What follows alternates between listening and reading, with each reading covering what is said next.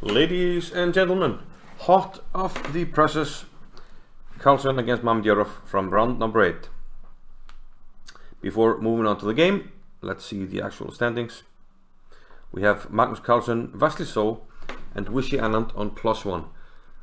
The problem with the scores is that not everybody has played an equal amount of games, but I believe these three have 2 games left. We actually have Levon Aronian on 3.5, which is the actual score, but he has 1 more game.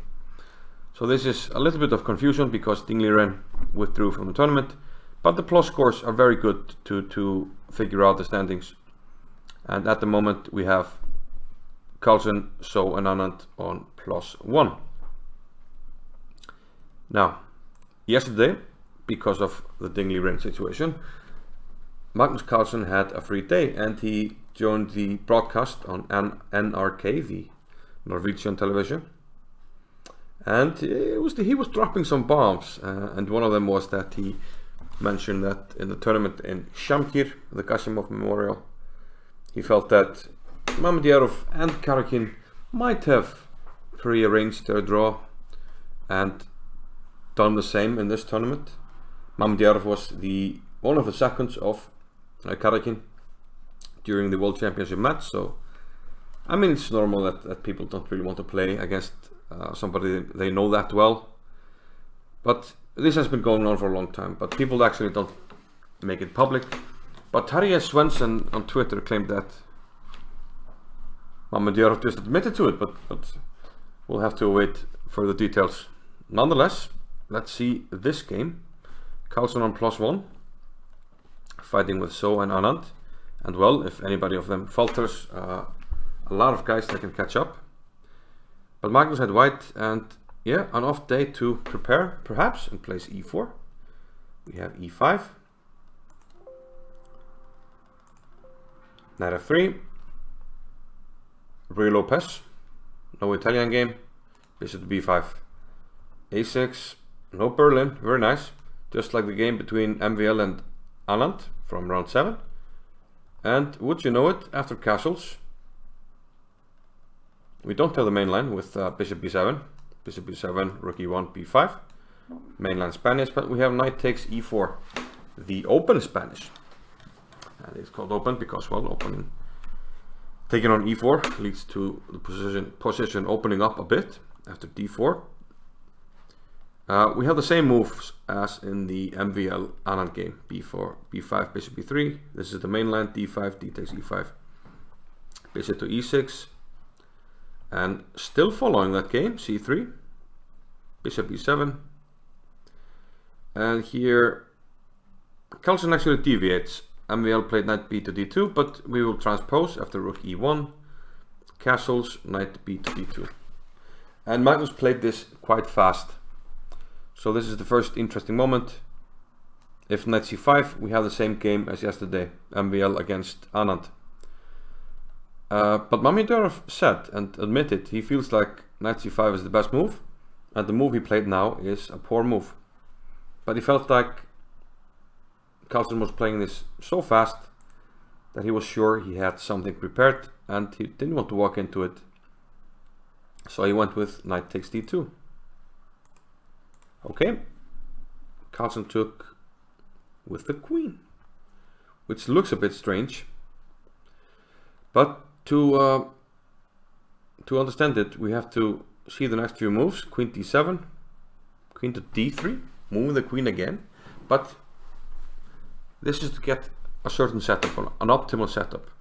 It looks like this bishop, okay, it's pressing on d5, but once black goes rook d8, there's no pressure to be had really on d5, so the bishop looks better on c2.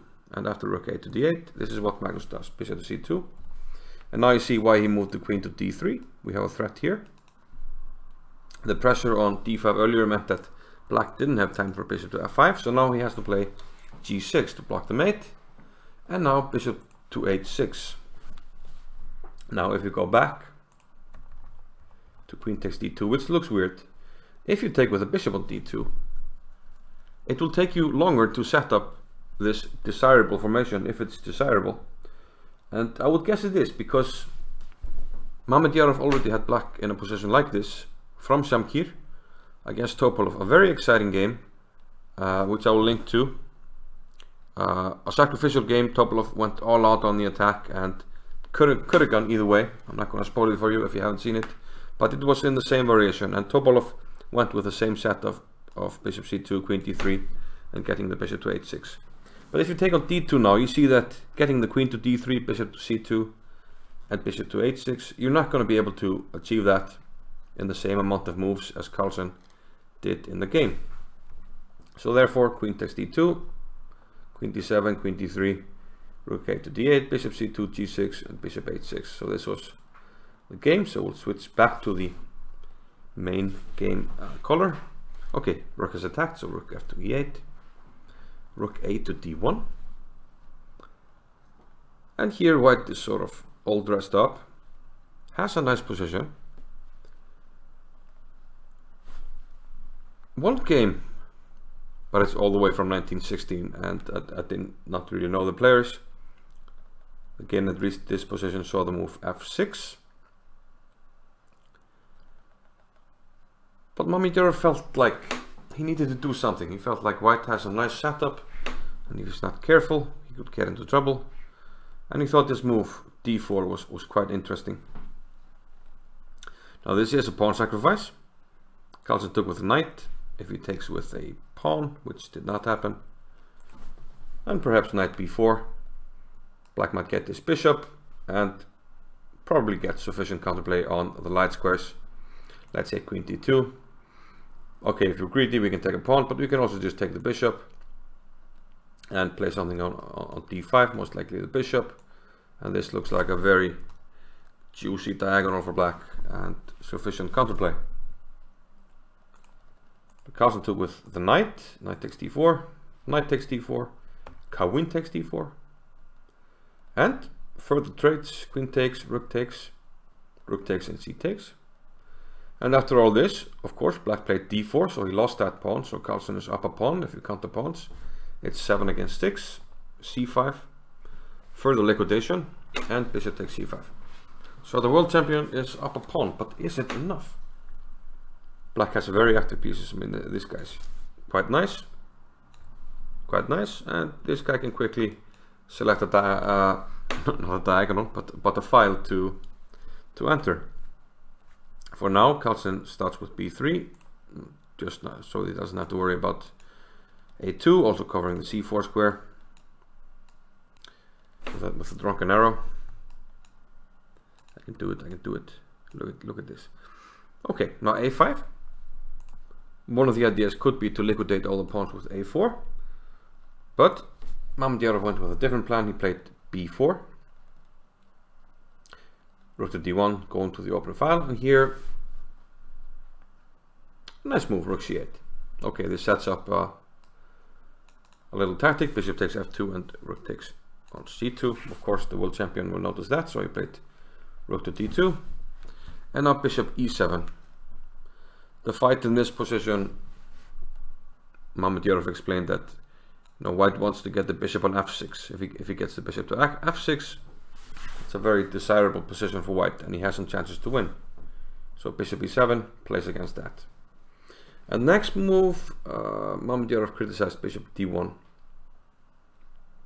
He thought perhaps bishop e3, and the computer agrees with him. His reasoning for bishop e3 was, okay, it's just a nicer square, the bishop isn't really doing anything here, and if bishop c5, then we go to g5, and we get this desirable bishop f6 that the fight supposedly was, centering around. So bishop d1, not a good move according to Mamedyarov, and now he starts to attack white's pawn here on e5. Bishop to f4. The problem with f4 is black will simply play f6, and now things are starting to liquidate, and very nice bishops here. King f7 next. After bishop f4, g5. Nice move, because now the bishop has to go to a more passive square. Bishop g3, and he loses control over this diagonal. So black is getting really active, and he's very close to just having full compensation for the pawn. f4 now by Carlsen, rook c1, active rook. And these pawns, he can't really keep them together. King h2, bishop c5, coming to e3, f takes g5, and bishop to e3. Rook d3 was played in the game, but a very nice drawing idea in case of rook d6, which Mamedyarov demonstrated, was a4. And you know, this is an idea in certain lines, just to play like this. Pawn takes, and if bishop takes, bishop g1. And importantly, bishop d4 to cut off the rook from interposing. And this will be a perpetual check. Carlsen went with the rook to d3. But now black is absolutely fine here. Very active pieces, and white pieces are quite clumsy. There are plenty of active ideas for black, you know, a4 at some stage, attack a pawn. h4 was played, now bishop f5, and Mamedyarov felt like this was drawing immediately. After rook here, bishop to g4. And now we enter opposite colored bishops. After 8 takes g5, rook takes d1. Not much to do, you have to move the rook now, and even though white is up a pawn, it's a double pawn, and there's no way to make a passed pawn, so Carlsen settled on the rook trade here, and they quickly mopped out the pawns here on the queen side. And obviously nothing to play for here. Yeah, they just had to find the repetition, and where did they find it? Yeah, bishop e5, back and forth, and king f7 to g6. And after the last king g6 draw was agreed. So yeah, d4, an interesting idea by Mamedyarov, and nice to see more lively games in the open Spanish as opposed to, you know, some of the boring games in the Berlin and the Italian. But yeah, a draw for Magnus, and I think he should be black in the last round. And that could prove tough, because now the top of the table is getting really tight, so have to wait and see. I'm gonna see if I can cover more games from round 8, and I'll see you there. Bye bye.